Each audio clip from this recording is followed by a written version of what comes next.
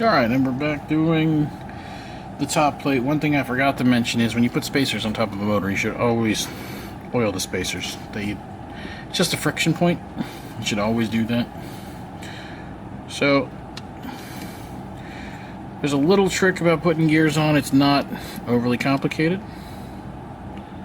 but it is something that does help. And I mean, it's just because nothing can be not everything can be absolutely perfect in life. I'm using our THO gears for your reference in this video.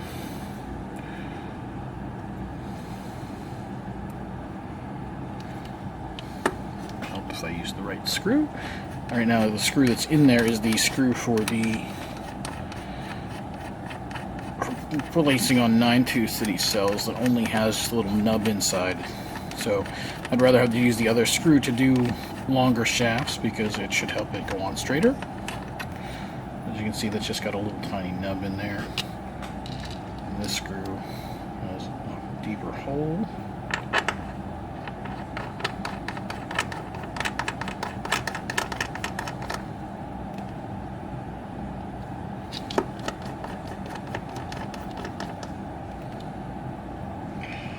So, you do this, just make sure you get everything lined up. No need to be aggressive on anything you do here. So what I do when I press these in is I make sure everything's lined up good. Press about a quarter turn, back it off a little bit, spin it, and do this the entire time. The reason why we do this is in case something is off a tiny little bit in any part of this process, we want to make sure that the gear goes on straight. Now, what I actually do is just press this on just a hair too far. So what I'm going to do is I'm going to get this tool,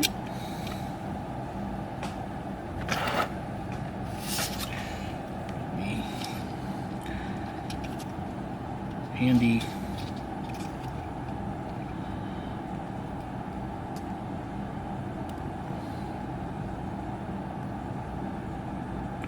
now, this is a little tight on the spacers sometimes, so you gotta be a little careful. You don't want to obviously hurt the wire on the motor.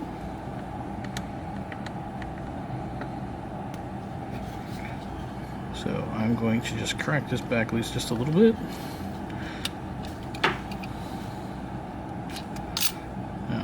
You want the motor to have a little bit of play up and down. This helps the brushes.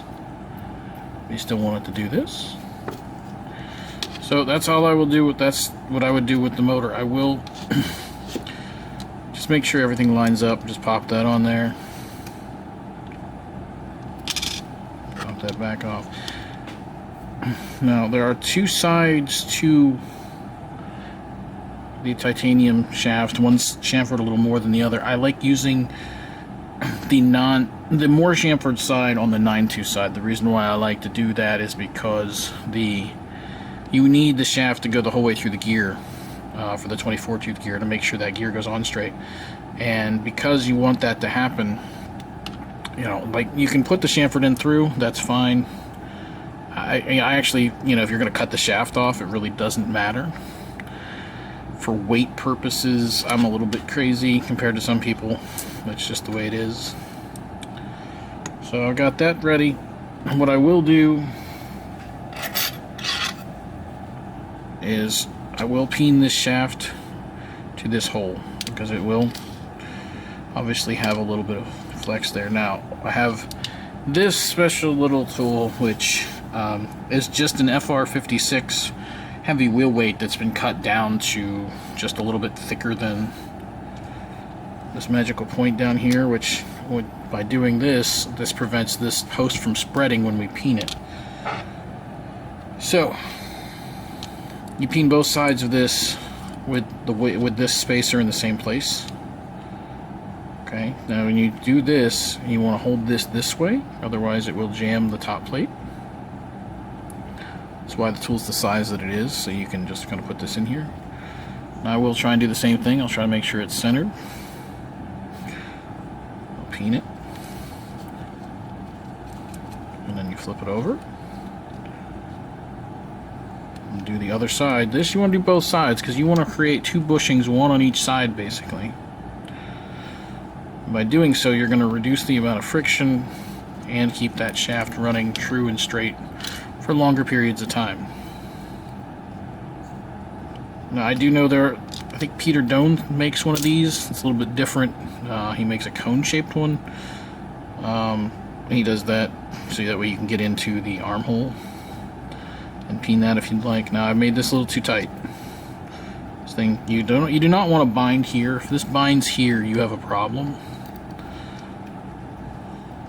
So, the easiest way to undo this, some guys will tell you to ream it out. I'm not a big fan of reaming something after I've peened it. But I will, this is an 064 plus gauge pin, so I'm going to run that through. This shaft is usually about 0635, so that gives me a half thou play. If it actually opens the hole back up a little bit. It's a little better, still not perfect. You just want the same thing as the peening video that in on the front axle. You want the shaft to slide, but you do not want it to bind at all. The front axle you can have a slight bind, it won't really hurt anything, but with this shaft, a bind is bad. I mean, you want this thing basically to slide through. It's really, really close there right now. But I do have a little bit of rock developing again. Now, I'd probably peen the top too much because it feels like it's rocking in the bottom more than the top. That is just a feel and fine thing. It's just something you'll develop over time. A lot of guys will just repeen and, you know, just do both again and let it loosen back up. And sometimes it just depends on what angle you put the shaft in, if you're putting a 64 rod through or whatever. There's no explicit rhyme or reason to how you get these things to loosen up. I mean, I'll do all kinds of different things. Spin it, you know, just trying to make sure I'm getting it to loosen up that little bit. So now it's just got a little grit to it, but it doesn't move, and it slides fairly easily. It's just a hair too tight for my liking still, but it's really, really close here. So a lot of times when that happens, I will just keep spinning this a little bit, and you know, we're just using a little bit bigger shaft, and the plastic just eventually just opens up. This is true with Aurora chassis, any chassis basically. It's just getting used to the plastic conforming. You know, so the closer you start with this stuff, the better off you'll be. See, now it just floats through there very easily. So right there is where I want that to be. So once I get that figured out, I want to put the less chamfered side in the gear, which is this side. So I'll take this. You don't need to do this in the top plate either. So I'll grab this with some tweezers. Same thing with this shaft here. Get everything lined up tight. Get it started. Except this time now I just move the gear a little bit. Crank a little bit. Do it again.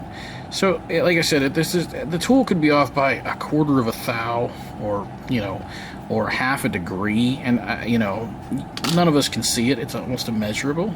It could be your threads are wearing. It could be something didn't seat correctly in the brass piece. It's just really, we're asking a whole lot of our tools basically.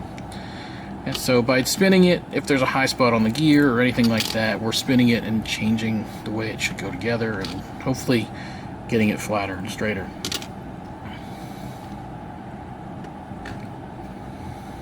So this tool,